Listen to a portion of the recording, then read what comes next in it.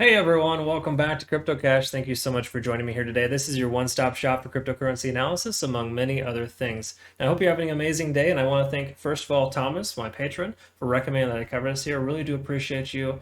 You're awesome. You've been with me since the get-go too, which is really, really admirable. So thanks again for bringing a coin like this to my attention. I know I've covered it in the past, but it was, I believe you were the person that kind of pulled me into it, of course. So I do want to thank you again for that. And if you're new to the channel, I make videos like this for my patrons because I want to make sure we're all better, more effective traders. And I teach as much as I can in my community. Link in the description below for that. Check that out. I send out signals every single trade that I make. I share that with you, including best practice entry targets, best profit targets, everything you really need to know to be more of an effective trader.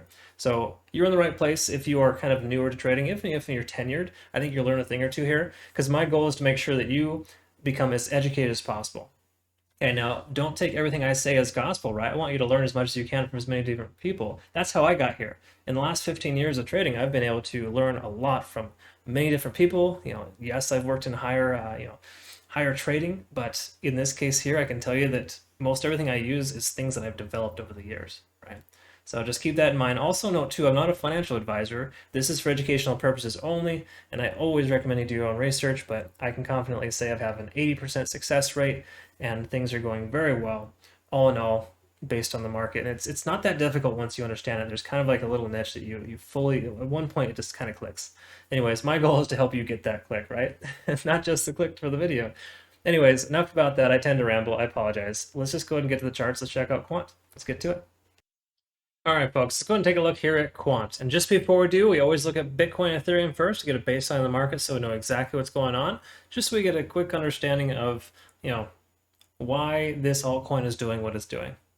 Doesn't always have to rely on Bitcoin, but when it does, it's important to know that and how codependent they can be on one another, right? So we'll take a look at that here, of course. Now, just before we jump in, though, I do like to preface in the fact that I use TradingView.com desktop application. That's what you're going to see here.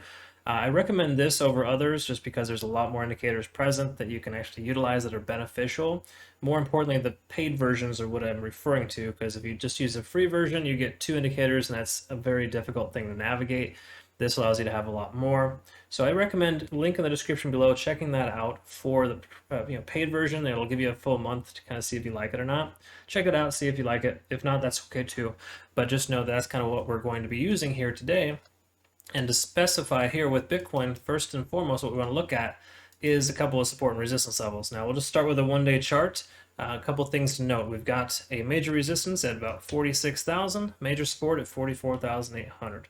Okay, those are kind of like, this is like the inner channel that it's working itself into. It'll probably break out eventually soon because I think it's tested the resistance level twice for 46,000, got rejected. Comes back down to bounce off of about 44,000, 44,500 roughly. That being said, that's kind of what we're looking at here. We've got a major resistance. Secondary to that is 46,800. That was a previous support level. And then, of course, a support of 44,000. And down below here, we got about 42,200. A good range of stuff. So I'm sorry, this is kind of a busy looking chart based on the fact there's a lot of little, channels here, if you will, but it's important to understand that because when the one-day chart closes, that's essentially the major support and resistance level that you need to establish instead of just say the 4-hour or the 1-hour charts. The one day is the most important. Also note too, we do have a golden cross occurring here. Bear in mind, this is the simple moving average golden cross. Some industry leaders will use EMA versus SMA, so it may not have as large of an impact, but honestly, they're both beneficial and both good to understand where you're at with them. But that's kind of what we're looking at there. And just to quickly note on the 4-hour chart here, we do have the price under both moving averages on the 4-hour chart. So this could work as resistance levels here moving forward. I don't think it will, honestly, because I think once we break past this resistance of 46,000, we're going to see the price start channeling upwards. Because it's only a matter of time before this price will recover. That's my personal opinion. I do still think that Bitcoin has a lot of gas left in the tank. Will it happen right away? Probably not, based on the simple fact that September is notoriously a red month. If you look back at September 2013, September 2017, always the case. It's always red. Okay. October, different story. October is like a 2, 3, 4x sometimes, depending on how you look at it. So I think we're going to see some strong stuff in October. It's going to be a good month. But for now, we'll just kind of deal with this sideways action and these occasional market manipulations with Litecoin and El Salvador, just some crazy nonsense that a lot of people get caught in the crossfire. That's why you always use a stop loss. Had you set up a stop loss here, just say for example at 50,000, you would have got stopped out. You would have got a much better position down here. Anyways, something to consider. Easier said than done. I know hindsight's 2020. So looking at Ethereum now, quickly to note on the 4-hour chart, we've got two major support and resistance levels. Well, one major support and resistance, but we can talk about the other here in a minute. We're looking at 3,200 as a major support. Okay. Now, bear in mind, there is a support level down here at about 2,900, but we don't need to worry about that for now. But just bear in mind, if we do lose this support here and the 200 pushes the price action down, then 2,900 would be the next channel to work itself within. So it'd have that other $300 channel. What's interesting is Ethereum works itself into like $300 sections. So you got what? You got 2,900 and 3,200 and then 3,200 and 3,550. It's pretty close to about $300 average. Regardless, right now I speculate Ethereum is going to continue to stay on the lower half of this section here, just based on the fact that we got the 200 and the 50 working its way down, potential death cross in the near future. Again, I don't put a lot of weight into that, but I do think it's something worth noting. Okay. Again, there's always other factors, but that is something to understand. Moving on to Quant. Now, I've got some support and resistance levels from the past few times I've covered this. It's obviously done some things since then. So it's been about, I don't know, looks like about maybe a couple of days since I covered this, or sorry, about a week or two. So we're going to see what's going on here now. First of all, with this being kind of all-time high territory, we want to initially mark this here. So first of all, we look at the one-day chart and we double check here. So first of all, we go ahead and mark this resistance here. We're looking at about 397 as a close approximate. You can pretty much just round up and say 400. It's really close, but right about 397 as a major resistance has been tested 3 times and rejected 3 times. Now, it hasn't fully rejected yet. In fact, actually, why don't we do this here? Let's go ahead and move this down. It's technically a little bit lower. It's about 395, because I forgot to mention here that this one-day candlestick just started. In other words, about 2 hours ago, we had this one-day candlestick. So we're 2 hours into a 24-hour period. We've got 22 more hours for this potential resistance to be broken. But the thing you need to understand, a lot of people don't know this or just kind of don't even think about it, support and resistance levels, when you're creating new support and resistance levels, a resistance cannot be broken until the candlestick closes, right? So right now it's fluctuating up and down. That doesn't matter until it closes on the one-day chart. That is what matters the most. So here at 5 p.m. Pacific Standard Time tomorrow, here for me, when this candlestick closes above that, like it is right now, that would be considered breaking a resistance, and that would create it'd create this as a new support level. Okay. So 395 could be a support level soon, but in 22 hours, we'll find out specifically. If that makes any sense, I hope you understand that, because a lot of people are like, oh, great, we broke the resistance. I'm going to put all my money in. No, don't. Wait until it establishes itself as a support level first, right? Yes, it might spike up like it did before and come down, but if it does, great. It'll eventually come back down to bounce off that level, and you can likely buy in again or add to your position. All right, just something to think about. That may not happen too. Honestly, Quant has a tendency of just taking off. And if that happens, I'm happy for you. I'm sad if you sell your position, but you got to keep this in mind. If you've taken some profits so far, if you haven't, and you're diamond handing this thing, you might want to consider taking some profits, just based on the simple fact that that's how trading works, right? This isn't gambling. You can never officially take profits until you sell your position, right? So maybe just consider it a 50% or 25% trim off the top, see what happens with the support and resistance levels, and maybe buy the dip when it comes back down, if it were to. We don't know that yet. Just saying, throwing it out there. That's kind of a best practice. I'm consistently profitable because I take profits. Yes, I've missed out on some profits, of course, by selling too early, but I'd rather walk away at the end of the day with money in my account than holding on for too long and getting greedy and getting stopped out with a loss. Something to think about. Anyways, enough about that. Moving on to the one-day chart here, we're going to take a look here. Obviously, we've got a pretty strong convergence here on the MACD that happened about a week and a half ago, and it still just keeps going up.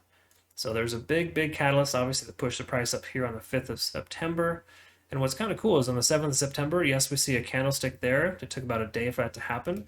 But the bottom line here is that Quant bounced back pretty good from the sell-off from Bitcoin last week. That's a really good sign. But it is, again, testing this resistance level. We got to honor that resistance for now until it's broken. It hasn't. That's still considered resistance. So 395, remember that. That is the number that we got to kind of close above on the one-day chart first. All right, so far our chart, let's go ahead and see what's going on here. Now, what we probably want to do is go ahead and identify some support levels. We've got a pretty obvious one here, about 300. Let's go ahead and put that in here. Technically that's 305. So 305 and 395 is kind of the channel it's working on. Here's one thing that's nice though. On the 4-hour chart, we can see the 50-day simple moving average working as a support level. All right. So that's really cool because what that usually does, oftentimes when we see this, the 50 moving the way that it is right now, that can work itself. Here, you know what? Let's remove some of these previous lines just so we get a clean little slate here, so you can see what I'm talking about. So here, again, this isn't foolproof. This is just kind of a line I'm drawing here, but traditionally, when you see the 50-day simple moving average kind of moving in an upward direction like that, it kind of works itself into an ascending wedge pattern. It's almost the same thing as drawing the line like that, right? So for lack of better terms right now, there's a good chance, a good strong likelihood that Quant will break to the upside in the near future, right? So that could be about a 24 to 48 hour period, but there's a strong likelihood that could happen.